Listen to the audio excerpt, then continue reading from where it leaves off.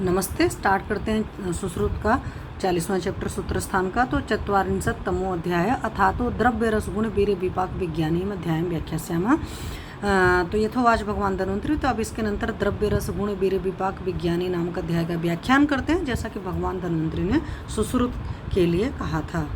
तो क्या है? केचिद आचार्य ब्रूते द्रव्यम प्रधानम कस्मात् व्यवस्थित्वात् ये खलु द्रव्यम व्यवस्थितम न रसायदः यथा आमे फले ये रसादि अस्ते पक्के न सन्ति नित्यत्वाच नित्यम ही द्रव्यम अनित्या गुणः यथा कल्कादि प्रविभागः स एव संपन्न रसगंधो व्यापन्न रसगंधो वा भवति स्वजाति अवस्थानांच यथा ही पार्थिवं द्रव्यम अन्य भावं न गच्छति एवं शेषाणि पंचेन्द्रिय ग्रहणाच पंचेन्द्रियर्गृह्यते द्रव्यम न रसादय आश्रित्वाच द्रव्यमाश्रिता रसादयो भवन्ति आरंभ सामर्थ्याच द्रव्याश्रित आरंभ यथा बिदारी गंधादि आहृत्य संक्षुद्य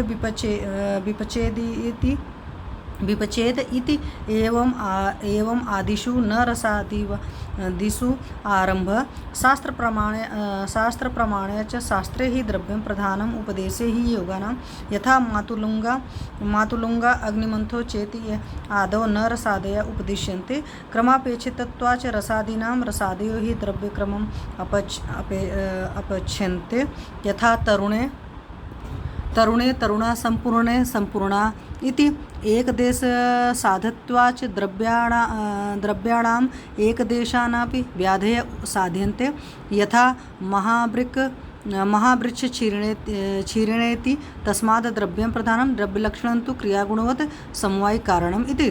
तो यहाँ पर द्रव्य के बारे में पूरा दे रखा है, एक अच्छी सी परिभाषा दे रखी है, लक्षण क्रियागुणवत् समवायिक कारणमिति। तो कुछ आचार्य कहते हैं कि द्रव्य रस गुण वीर और विपाकों में द्रव्य ही प्रधान है।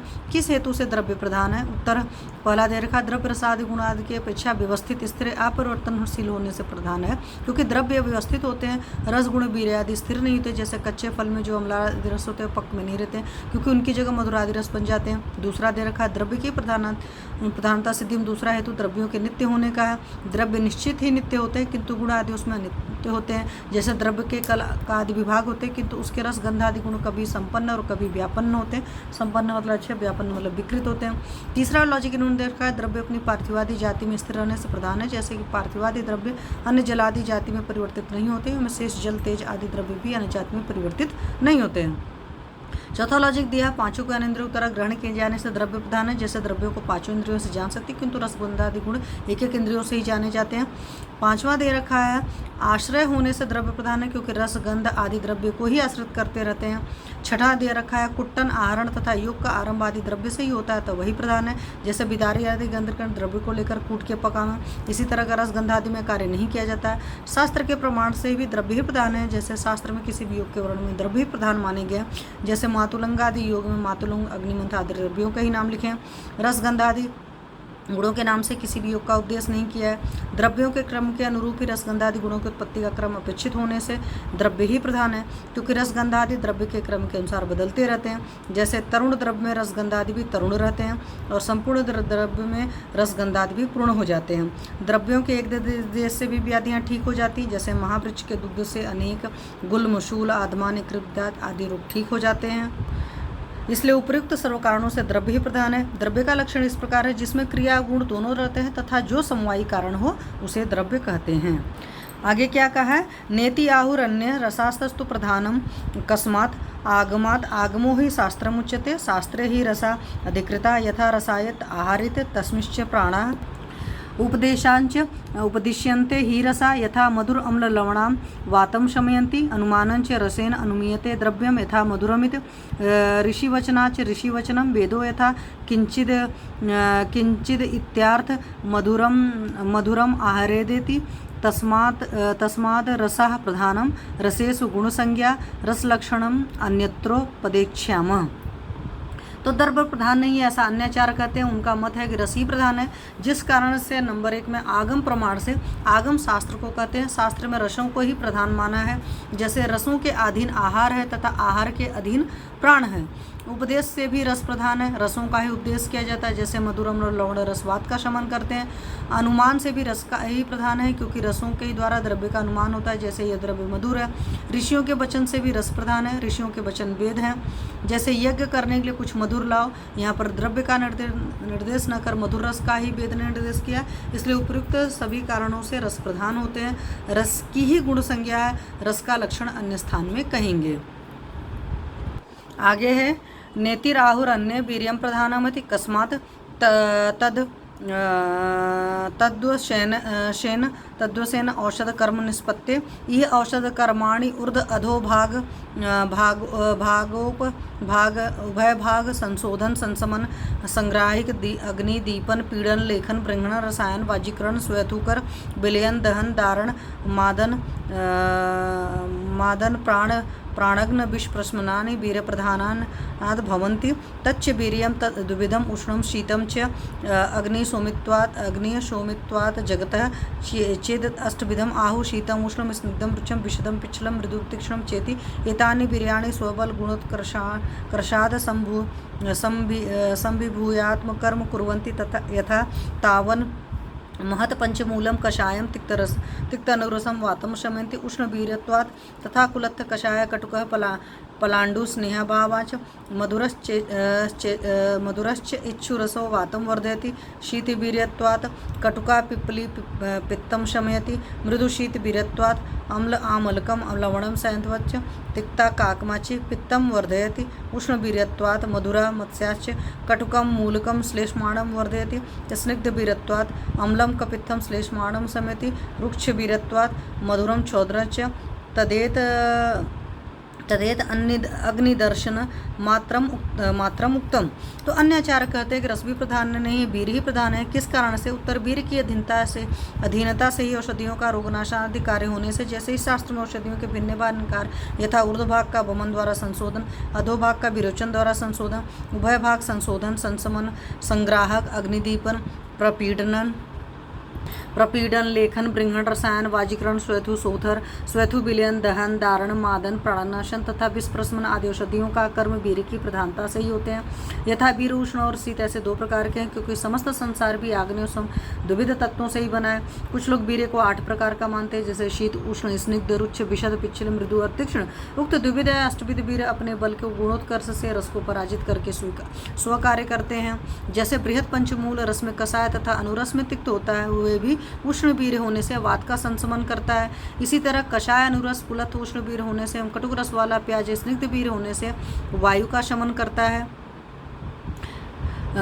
इच्छु का रस मधुर होते हुए भी शीतवीर होने से वायु को बढ़ाता है। कटुक रस वाले पीपल मृदु शीतवीर होने से पित्त को शांत करती है।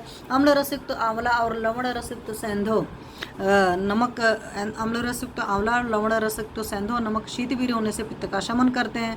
तिक्त रसयुक्त मकोए उष्णवीर होने से पित्त को बढ़ाती है। इसी प्रकार मत्स्य मधुर रसवती होने पर भी उष्णवीर होने से पित्त को बढ़ाती है। मूली कटरस वाली होती हुई स्निग्धवीर्या होने से कफ को बढ़ाती है।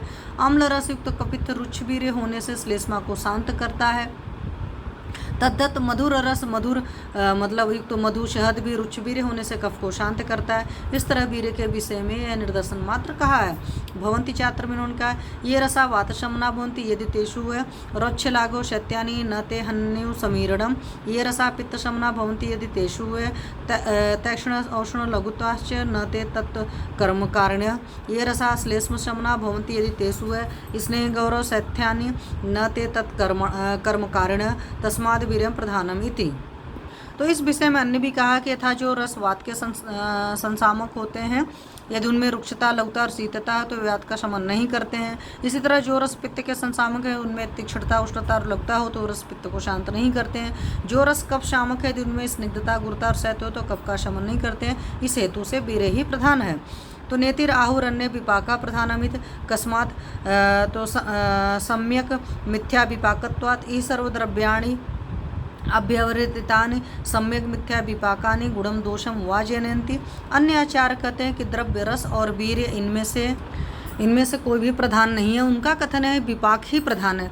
किस हेतु से? उत्तर, सब द्रव्यों का योग्य अथवा मिथ्या विपाक होने से, क्योंकि आहारादि में रूप ग्रहण किए हुए सर्वद्रव्य सम्यक अथवा मिथ्या रूप से विपक्व होकर ही गुण या दोषों को उत्पन्न करते हैं। तो तत्र आहुर अन्य प्रति रसम पाकम इति केचित् त्रिविधम इच्छन्ति मधुर अम्लम कटुकम चेति तत्तु न सम्यक भूत गुणाद आगम अन्याश्च अन्यो अम्लो विपाको नास्ति। पित्तम ही विदग्ध अम्लताम उपत्यर अग्नेय मंदत्वात् यद्येव लवणो अपि अयम अपि अन्यः पाको भविष्यति श्लेष्मा ही विदग्धो लवणताम उपतीति। तो विपाक के भेदों के विषय में कई अन्य आचार्य कहते हैं कि प्रतिरस पाक होता है, अर्थात मधुरादि रस 6 होने से उनके विपाक के भी 6 भेद होते हैं। कुछ आचार्य मधुर, अम्ल और कटु के 3 प्रकार के विपाक मानते हैं, किंतु यह मत ठीक नहीं, क्योंकि पंचमहाभूतों के गुणों से आगम से अन्य अम्ल विपाक आदि सिद्ध नहीं होता। केवल अग्नि की मंदता होने से पित्त विदग्ध होकर अम्लता को प्राप्त होता है, यह विपाक नहीं है। यदि ऐसा ही मान लीजिए तो चौथा लवण विपाक भी मानना पड़ेगा, क्योंकि पित्त की तरह कफ भी विदग्ध होकर के लवणता को प्राप्त होता है। अगला क्या है कह रहे हैं, तो मधुरो मधुरस्य अम्लो अम्लस्य सर्वेषां येति केचित् दाहु केचिद् आहु दृष्टान्तं च उपदिश्यन्ति यथा तावत् क्षीर मुखागतं पच्यमानं मधुरम एव स्यात् तथा शालीयो उद्गादयः प्रकीर्णा स्वभावम् उत्तरकाले अपि न परित्यजन्ति तद्वदिति केचिद् वदन्ति अबलवन्तो बलवतां वशमायान्तीति एवं अनुस्थिति तस्माद् सिद्धांत एष। तो अन्य आचार्य कहते हैं कि मधुर रस का विपाक मधुर और अम्ल रस का विपाक अम्ल, इस तरह सभी रसों का वही पाक होता है। इस विषय में दृष्टांत देते हैं कि जैसे ऊख पात्र में रपकता दुख प्रारंभ से अंत तक मधुर ही रहता है, इसी तरह चावल और मूंग खेत में बोने पर अंकुरित होकर बढ़ने और पकने तक अंत में भी अपने स्वभाव का परित्याग नहीं करते हैं। उसी प्रकार रस भी पकने पर अपने स्वभाव को नहीं छोड़ते हैं। कुछ आचार्य कहते हैं इन रसों में जो बलहीन होते हैं वे बलवान के बस में हो जाते हैं। इस तरह सर्वमत अन्य अव्यव स्थित है, इसलिए 3 रस मानना अथवा 6 रस मानना कोई सिद्धांत या शास्त्र प्रमाण नहीं है। आग में ही दुविधम एव पाको मधुर कटुकश्च तयोर मधुराख्यो गुरु कटुकाख्यो लघुरिति तत्र पृथ्वी तेजो वायु आकाशानां द्विविधं भवति गुणसाधर्म्यात् गुरुता लघुता च पृथ्वीभ्याश्च गुरुः शेषाणि लघुन तस्माद् द्विविधम एव पाकित। तो आगम में मधुर और कटु ऐसे 2 ही प्रकार के पाक कहते हैं। उनमें से मधुर विपाक गुरु होता है और कटु विपाक लघु होता है। पृथ्वी, जल, तेज, वायु और आकाश इन पंचमहाभूतों के गुणों के साधर्म से गुरुता और लघुता ऐसे 2 भेद हैं। इनमें पृथ्वी और जल गुरु होते हैं तथा शेष तेज, वायु और आकाश लघु होते हैं, इसलिए विपाक भी 2 ही प्रकार का होता है। भवन्ति चात्र तो द्रव्येषु पच्यमानेषु येषु अम्बु पृथ्वी गुणाः निर्वन्ते अधिकास्तत्र पाको मधुर उच्यते। तेजो अनिल आकाश गुणाः पच्यमानेषु येषु तु निर्वन्ते अधिकास्तत्र पाकः कटुकम उच्यते। तो इस विषय में कहा है कि जिन पच्यमान द्रव्यों में पृथ्वी और जल के गुणों की बहुलता होती है उनमें मधुर पाक होता है, और जिन पच्यमान द्रव्यों में तेज, वायु और आकाश के गुणों की बहुलता होती है उनमें कटु विपाक होता है।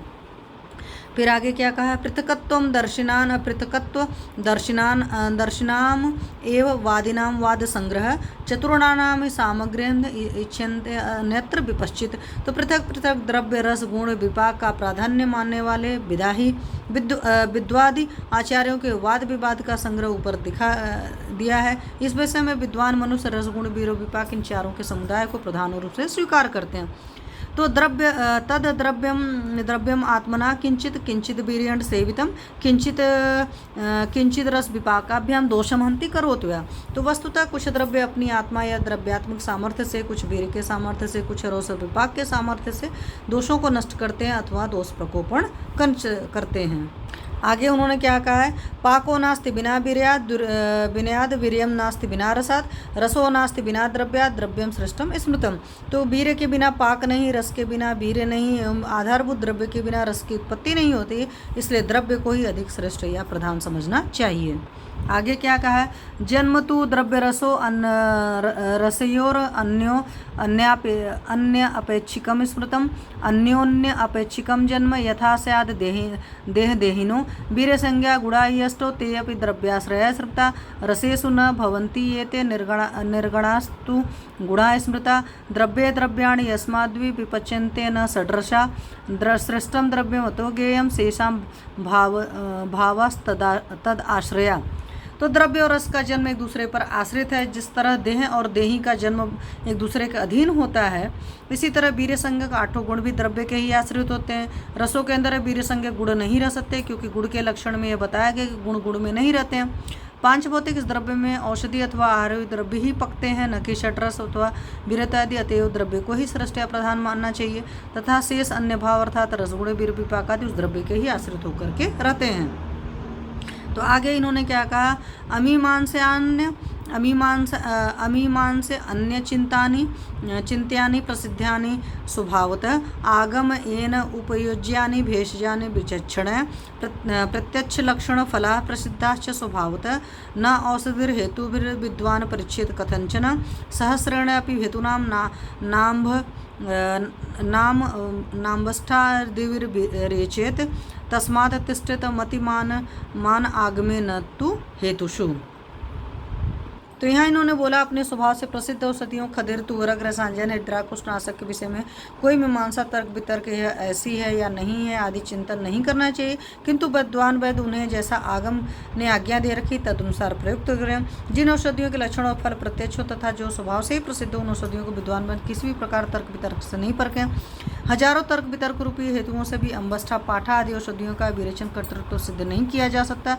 अतएव मतिमान वैद्य आगम में विश्वास करें, हेतु या तर्क से उनका गुणधर्म प्रयोग न करें। इति सूत्र संहितायां सूत्रस्थाने द्रव्य रसगुण विपाक विज्ञानिनां 54तमो अध्याय। इस प्रकार से सूत्र संहिता के सूत्र स्थान का द्रव्य रसगुण वीर्य विपाक विज्ञानिनां 40वां अध्याय समाप्त हुआ। Thank you.